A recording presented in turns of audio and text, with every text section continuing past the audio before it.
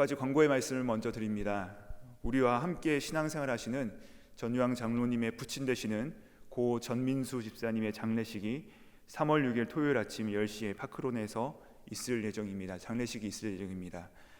또한 송미전 목사님의 누님이신 리 앤 스미스 분께서 3월 2일에 소천하셨습니다. 또 우리와 함께 신앙생활 하시는 이준호 장로님의 동생이신 이윤복 집사님께서 3월 4일에 소천하셨습니다. 모든 유가족분들과 또 장례 일정을 위해서 함께 기도해 주시기 바랍니다. 우리가 함께 방금 읽은 시는 현재 내가 처한 이 절망적인 현실에 대한 한탄에서 이 하나님을 향한 신뢰로 나아가고 있는 것을 이야기하고 있습니다. 사실 이 순서는 우리가 수시로 생각하지 못할 때 찾아오는 고통과 또 그 아픔에 처하게 되는 우리의 상황에 잘 적용할 수 있는 말씀이라고 생각이 됩니다. 우리 또한 이 모든 기도의 과정을 통하여서 하나님 앞으로 수시로 회복되는 은혜가 있으시기를 주님의 이름으로 축복합니다. 첫째 1절에서 15절은 내가 처한 그 현실에 대한 한탄을 다루고 있습니다. 그런데 이 처절한 현실을 두 가지 시적인 언어로 생생하고 표현되고 있는데, 첫 번째는 내가 비둘기 같은 날개가 있다면 이고, 또 두 번째는 뭐냐면은 그는 곧 너로다라는 이 두 가지 표현이 이 시인의 처절한 고통을 잘 표현해주고 있습니다. 여러분, 우리가 이 시인이 처한 이 고통스러운 구체적인 상황의 배경이 무엇인지는 잘 알지는 못합니다. 그러나 이 사람에게 지금 가장 힘들고 고통스러운 것은 내가 지금 얼마나 어렵고 그 고통스러운 상황 가운데 쌓여 있고 내가 짓누르고 있느냐, 이것이 아닙니다. 이것보다 더 큰 고통은 그 큰 고통 속에서 도무지 하나님을 발견할 수 없다는 것입니다. 이것이 가장 큰 고통이죠. 우리 함께 1절과 2절을 함께 읽어보시도록 하시겠습니다.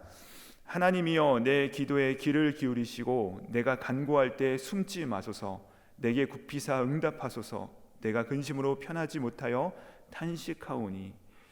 지금 자신의 기도를 하나님께서 듣고 계신다는 그 확신이 오지 않는 것입니다. 죽어라 부르짖고 기도하는데 하나님 마치 자신을 피하여 숨고 계신 듯한 느낌이 그의 마음 가운데 있는 것이죠. 이때 제일 힘들죠. 우리가 아무리 힘든 일이 있어도 주님으로부터 우리가 무엇인가를 듣게 된다면 우리가 이길 수 있습니다. 근데 안 들리는 것이고 우리 하나님께서 마치 숨어 계신 듯한 느낌이 들면은 감당하기가 어렵습니다. 우리가 그 깊은 고통 속에서 종종 경험할 수 있는 일이 아닙니까? 마치 풍랑 속에서 나는 죽을 것처럼 힘든데 예수님께서는 지금 주무시고 있는 것 같은 상황인 것이죠. 나는 지금 곧 파산할 것 같은데 우리 예수님께서는 도무지 제자들의 목숨에 관심이 있으시기나 하신 것인지, 이 제자들이 죽겠다고 난리치는데 어떻게 주무실 수가 있는 것입니까? 그런데 이때 우리가 절대로 잊지 말아야 될 것이 있죠. 그 넘실거리는 풍랑, 그 절대절명의 위기 한가운데 우리는 이 예수님을 향하여서 원망의 마음을 품을 수 있지만 사실은 예수님께서 그 가운데 우리와 함께 계시다는 사실입니다. 예수님은 우리의 상황을 아실 뿐만 아니라 우리의 이 고통스러운 상황 가운데서 함께 통과하고 계신 중이라는 것이죠. 그러므로 그분이 침묵하고 계시다면 무엇인가 뜻이 있는 것이죠. 이때 그분의 그 침묵의 의미를 내 안에서 헤아리는 시간이 중요한 것입니다. 다만 우리가 잊어서는 안 되는 사실은 그분이 우리와 함께 계시다는 사실입니다. 또 풍랑이 힘으로 차도 거기 예수님께서 계시고 우리와 함께 그 폭풍우를 뚫고 나가고 계시다는 사실입니다. 그래서 여러분, 하나님께서 침묵하고 계신 것 같고 숨어 계신 것 같은 그런 답답한 상황 가운데서 시인이 당하는 그 구체적인 고통이 무엇인지에 대해서 3절에서 설명하기를 원수의 소리와 악인의 압제라고 하는데, 그것이 어떤 압박이냐 하면은 그의 재물과 허물을 나에게 뒤집어 씌우고 있는 상황입니다. 이런 것이 참 힘들지 않습니까? 나의 허물을 과장하고 또 왜곡해서 사방으로 퍼뜨리고 다니는 원수가 있다는 것입니다. 그것으로 인해서 우리의 명예는 땅에 떨어졌고 또 고개를 들고 다닐 수 없는 그런 상황이 된 것이죠. 그래서 시인의 마음속에 깊은 근심과 탄식이 끊이지 않고 있는, 내 인생의 끝이 여긴가 보다, 정말 내 삶은 끝났구나 하는 생각이 드는 것입니다. 그런 마음이 심지어 두렵고 떨리고 공포스럽기까지 그를 몰고 가는 것입니다. 그래서 그의 입술에서 그도 모르게 나도 모르게 신은 섞인 한탄이 새어나오고 있는 것이죠. 그것이 뭐죠? 6절의 말씀입니다. 이렇게 적혀 있습니다. 나는 말하기를 만일 내게 비둘기같이 날개가 있다면 날아가서 편히 쉬리로다. 여러분, 이 극단적인 힘든 이 고통스러운 현실이 어렵지만 더 어려움을 가중시키는 사실은 이 현실을 우리가 피할 수 없다는 데 있습니다. 이때 하는 말이 나에게 날개가 있다면, 이 말이죠. 이 시인이 나에게 날개가 있다면 이라고 말을 할 때 실은 이 시인도요, 이것이 불가능하다는 것을 모르지 않습니다. 가능하지 않다는 것을 알면서도 그의 입술에서 새어나오는 한탄인 것이죠. 날개가 생길 일도 없고 설사 날개가 있어서 다른 곳으로 날아갈 수 있다 하더라도 고통을 완화시킬 수는 있지만 해결을 담보하진 않습니다. 그럼에도 이런 말이라도 하지 않으면 도무지 견딜 수 없는 고통이 그의 마음 가운데 있는 것입니다. 근데 우리도 이와 같은 비슷한 말을 어디선가 들어본 적이 있지 않습니까? 언제죠? 이 잔을 내게서 옮기시옵소서. 예수님의 기도죠. 예수님께서 이 잔을 옮겨주세요라고 기도를 하실 때 실제로 그 잔이 옮겨질 것이라고 예상을 해서 기도하신 것이 아니시잖아요. 도대체 옮길 수 없는 것을 아시면서 내가 이것을 마셔야 될 것을 아셨죠. 그렇지만 말씀해 보시는 것이죠. 실제로 하나님께서 그것을 허락하실 리가 없고 내가 피할 수 있기 때문에 피하고자 그 의지를 가지고서 말씀한 것이 아니십니다.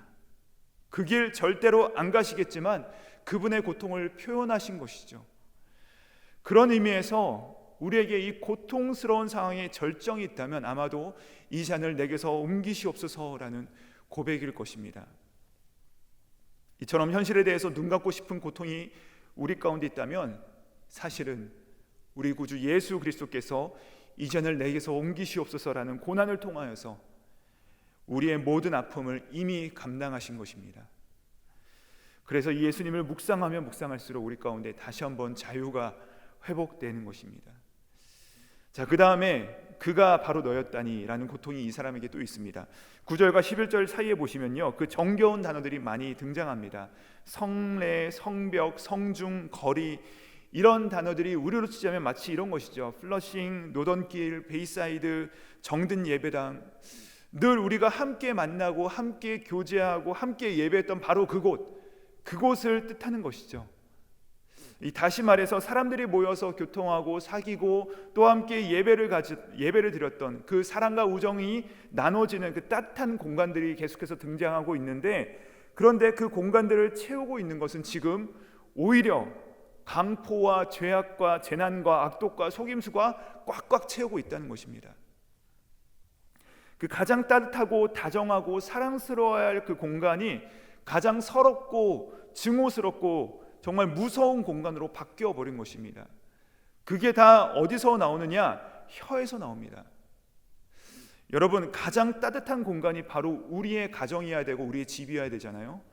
그런데 그 공간이 이 남편의 한마디, 이 아내의 한마디 혹은 누군가의 한마디로 인해서 지옥으로 변하는 것은 한순간이죠.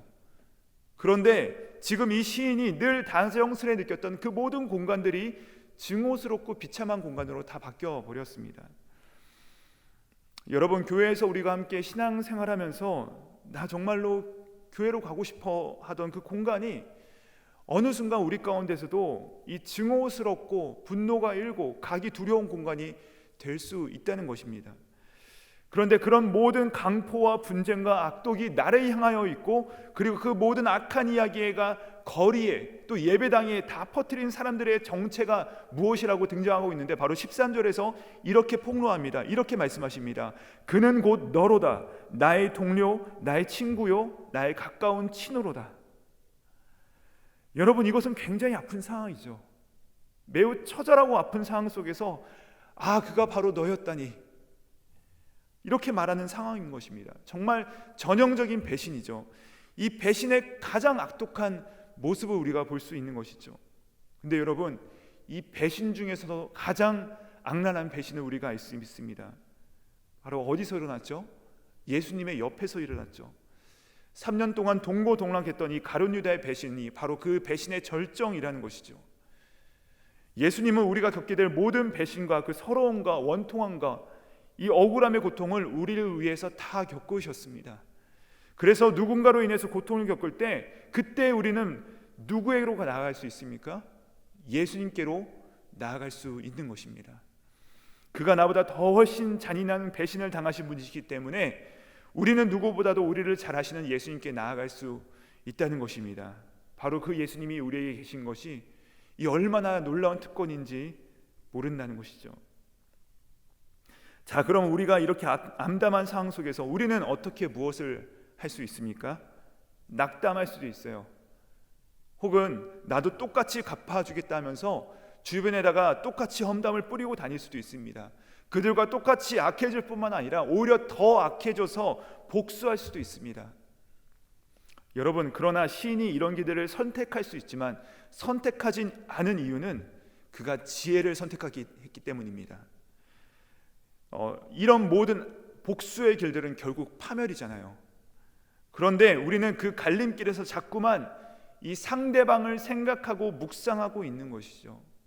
굉장히 유익하지 않으면 확실히 우리가 알고 있습니다. 그러나 우리가 이 저주의 강가를 떠나지 못할 때가 종종 있다는 것입니다. 이 지혜를 선택하지 못할 때가 너무나도 많다는 것이죠. 그런데 오늘 시인은 결단을 딱 내립니다. 그 모든 길이 정말로 유익하지 않음을 확실하게 않았기 때문에 그가 단호히 돌아서고 있는 것이죠. 그래서 어디를 향합니까? 이 마치 숨어 계신 것처럼 느껴지는 하나님을 향하여서 오히려 결코 포기하지 않을 것을 그가 결단하고 부르짖기로 작정을 합니다. 언제까지요? 하나님께서 응답하실 때까지. 하나님께서 반드시 들으시고 응답하시는 것을 믿으면서 계속해서 부르짖습니다. 그 믿음의 기도만이 그 힘들고 포기하고 싶은 상황 속에서 유일한 최선의 기름을 그가 믿고 있기 때문에 그것을 나아가고 있는 것이죠. 그것이 바로 16절과 17절의 내용이 바로 그것인데, 들으실 때까지 내가 탄식하며 기도하겠다라고 하는 것입니다. 여러분, 이처럼 절망적인 상황이 찾아올 때 우리는 포기하지 않고 오히려 더 포악해지곤 하는데, 그때 이 시인이 우리 가운데 가르쳐지는 길은 또 다시 하나님께로라는 것입니다. 또 다시 하나님께로. 하나님께서 안 계신 것 같아요. 그러나 거기 계신 하나님을 믿는 것이죠. 하나님께서 반드시 들으신다는 사실을 믿은 것인 것입니다. 그래서 부르짖는 것이죠. 계속해서 반복적으로 부르짖는 것입니다. 그런데 그렇게 기도하다 보면 반드시 이런 순간이 찾아옵니다. 우리 18절 말씀인데, 우리 18절 말씀을 함께 읽어보시겠습니다. 나를 대적하는 자 많더니 나를 치는 전쟁에서 그가 내 생명을 구원하사 평안하게 하셨도다. 하나님이 내 생명을 구원하실 것입니다. 그가 내 생명을 구원하사 평안하게 하실 것입니다. 가 아니라 뭐라고 하고 있어요? 하나님이 내 생명을 구원하셨다, 평안하게 하셨다라고 확정적으로 말할 수 있는 순간이 온다는 것입니다. 기도 중에 이미 지나간 것이에요. 굉장히 힘든 고통이 있었지만 하나님께서 우리 안에서 하나님께서 하실 것이라는 그 확신을 주신다면 우리의 고난은 이미 지나간 것입니다. 상황은 여전히 변함이 없을지라도 내 마음속에 이미 응답이 이루어진 것이 확실한 그 순간, 그때 우리가 비로소 이렇게 말할 수 있게 된다는 것입니다. 그 많은 대적자들이 그들이 압박하는 순간들이 여전히 우리 가운데 찾아올지라도 하나님께서 이루실 것이라는 그 확실한 빗줄기가 훨씬 더 강렬하여서 우리 가운데 현실로서 다가오는 순간이 된다는 것이죠. 자, 그러면 그렇게 응답이 오면은 이제부터 놀라운 일이 생기는데, 바로 내가 처한 현실이 해석이 되기 시작합니다. 우리 사랑하는 담임 목사님께서 우리 가운데 자주 선포하시는 말씀이죠. 우리의 상황이 하나님의 시선으로 해석되기 시작하는 것이죠. 이게 중요한 것이죠. 내가 속한 이 암담한 현실이 해석이 되는 것입니다. 그토록 끔찍했던 그 상황이 해석되는 것이죠. 우리가 생각하기도 싫고 앞에 보이기만 하면 내가 피하고 싶었던 그 사람이 해석이 되는 것입니다. 어떻게 하고자 하나님 어찌합니까? 라고 우리가 기도했던 그 기도가 아하로 바뀌는 순간으로 찾아오는 것이죠. 이것을 깨달은 것이에요. 대적들을 변화시키는 것은 내 영역이 아니라는 사실을 그가 깨달은 것입니다. 그들을 낮추시고 다룰 분은 하나님이시라는 사실을 그가 확실하게 깨닫게 되면서 우리 안에 자유가 회복되는 것입니다. 내가 할 수 있는 일이 아니라 하나님께서 하실 것이다. 내가 미워하고 원통하는 이유가 무엇입니까? 내가 해결하고자 하는, 내가 붙들고 있기 때문에 내가 원통하고 원망스러운 것이죠. 그러나 나의 간절함, 나의 고통, 나의 수고와 노력이 그 사람을 결코 바꿀 수 없지 않습니까? 그래서 19절 말씀에 이렇게 말씀하시는데, 우리 19절 말씀을 함께 읽으시겠습니다. 시작. 옛부터 계시는 하나님이 들으시고 그들을 낮추시리이다. 그들은 변하지 아니하며 하나님을 경외하지 아니함이니이다. 그들이 변화되지 않은 이유에 대해서 이 사람이 깨닫습니다. 그게 무엇이냐? 20절에 보시면요, 그들이 이 언약을 배반했기 때문이다 라고 선언합니다. 언약을 배반한 자는 내가 돌이킬 수 없는 것입니다. 그래서 이 시인은 기도하는 동안에 이 사람들의 종말이 확실하게 보이게 된 것이죠. 그게 23절인데 23절을 우리 함께 읽어보시도록 하겠습니다. 시작. 하나님이여, 주께서 그들로 파멸의 웅덩이에 빠지게 하시리이다. 피를 흘리게 하며 속이는 자들은 그들의 날에 반도 살지 못할 것이나 나는 주를 의지하리이다. 그들의 종말은 너무나도 분명합니다. 상황이 이렇게 해석이 되니까 내가 선택할 수 있는 길은 너무나도 확실해진 것입니다. 뭐죠?